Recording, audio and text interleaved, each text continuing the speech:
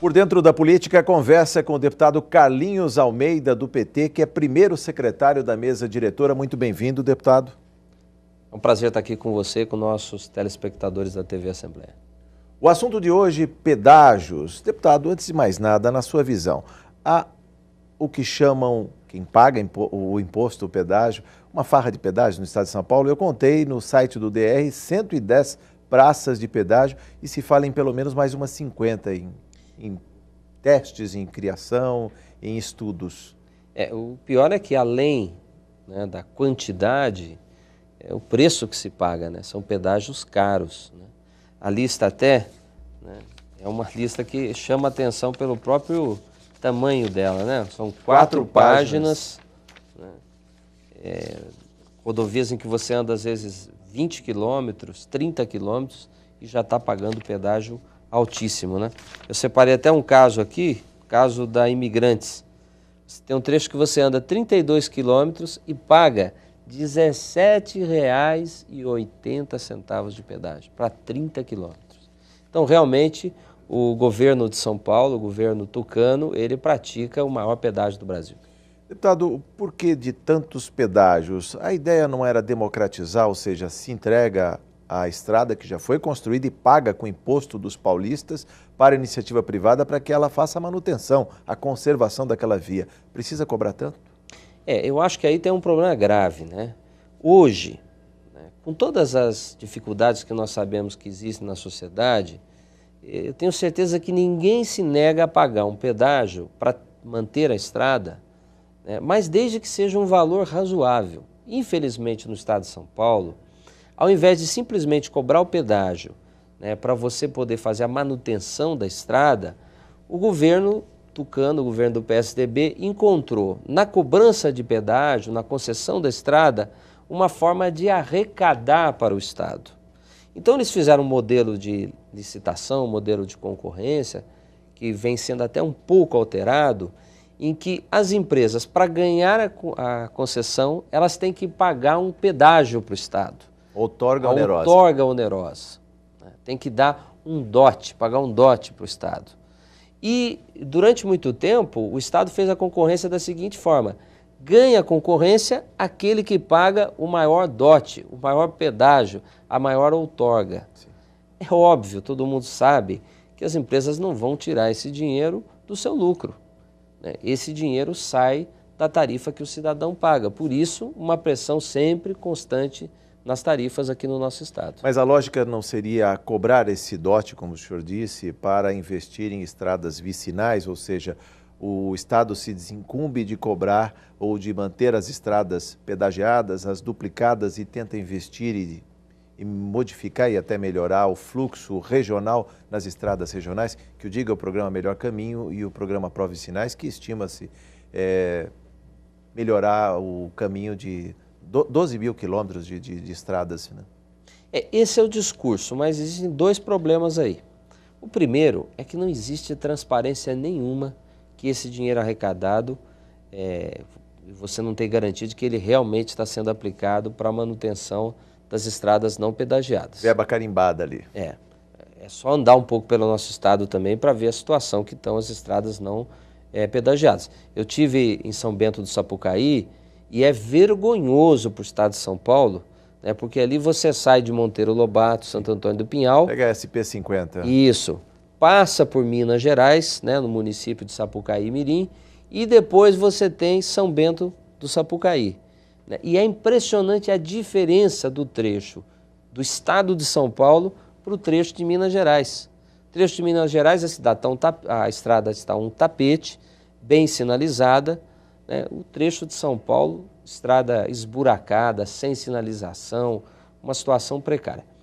Mas tem um outro problema também, que é o seguinte: a pessoa pagar o pedágio, né, andou na Castelo, andou na Trabalhadores, na Ayrton Senna, na Dom Pedro, ele pagar o pedágio para poder fazer a manutenção da estrada que ele está andando é algo razoável. Agora, na medida em que você quer tirar dele também dinheiro para ele manter outras estradas, eu entendo que aí você tem uma bitributação, porque essa pessoa já paga impostos, ela paga ICMS, ela paga IPVA, né? ela paga vários impostos estaduais, municipais e federais. Então tudo bem, ela pagar um pouco a mais para manter a estrada que ela usa, pode ser razoável. Agora, ela ainda ter que pagar para o governo de São Paulo, que é o estado mais rico do Brasil, dinheiro para ele fazer a sua obrigação, né, nas estradas menores, nas SPs, né, é uma coisa que não dá para aceitar. E o argumento de quem usa, paga a estrada, acaba de certa maneira se diluindo, porque mesmo quem não use a estrada, acaba pagando o frete, ou seja, as mercadorias transportadas nessa estrada, quem recorre a uma estrada pedagiada repassa o custo, não é, deputado? É, exatamente. A gente tem que pensar sempre, né? Porque se você fala assim, olha, a pessoa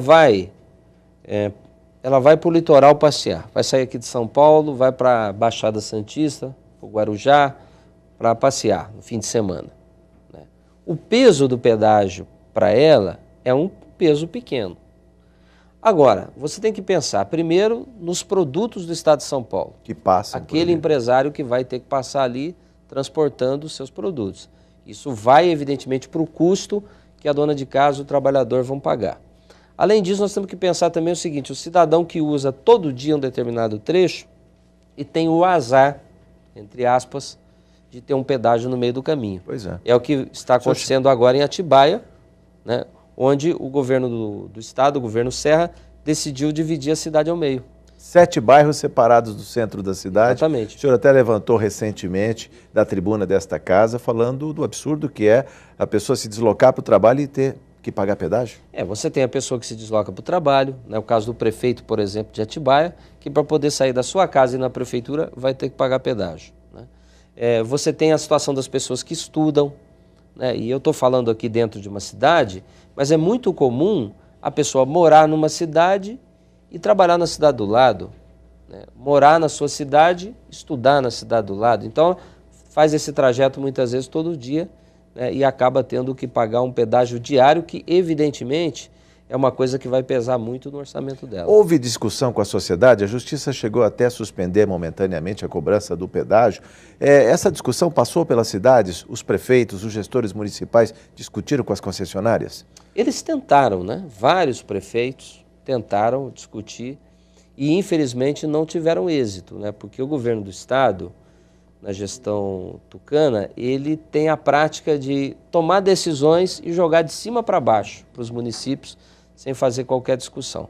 Muito diferente, por exemplo, do que tem feito o governo federal. O governo federal agora está desenvolvendo aí o TAV, o trem de alta velocidade, né? Que vai ser um meio de transporte maravilhoso, muito mais seguro, muito mais rápido.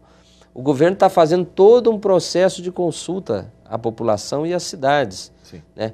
Fez vários workshops, depois fez um estudo, divulgou na internet, consulta pública e agora nós vamos ter as audiências públicas. Isso, enfim, infelizmente, não acontece no estado, né? Sim. Deputado, como fica a questão das cidades ou das pessoas que são obrigadas a pagar pedágio? Não seria o caso de negociar com a concessionária, como houve no passado aqui na Castelo Branco, uma redução de tarifas? Eu acho não só a redução de tarifas, mas o tratamento especial. A não cobrança. A pessoa que mora dentro da cidade, né? O ideal, né? O ideal é que nós tivéssemos um modelo mais avançado de cobrança eletrônica. Pois é, mas a eletrônica já não está aí? O sem parar já não está aí? Mas é uma eletrônica mais eletrônica ainda, que é o seguinte, seria você entrar na estrada, a partir do momento que você entrou na estrada, ser detectado, o carro entrou.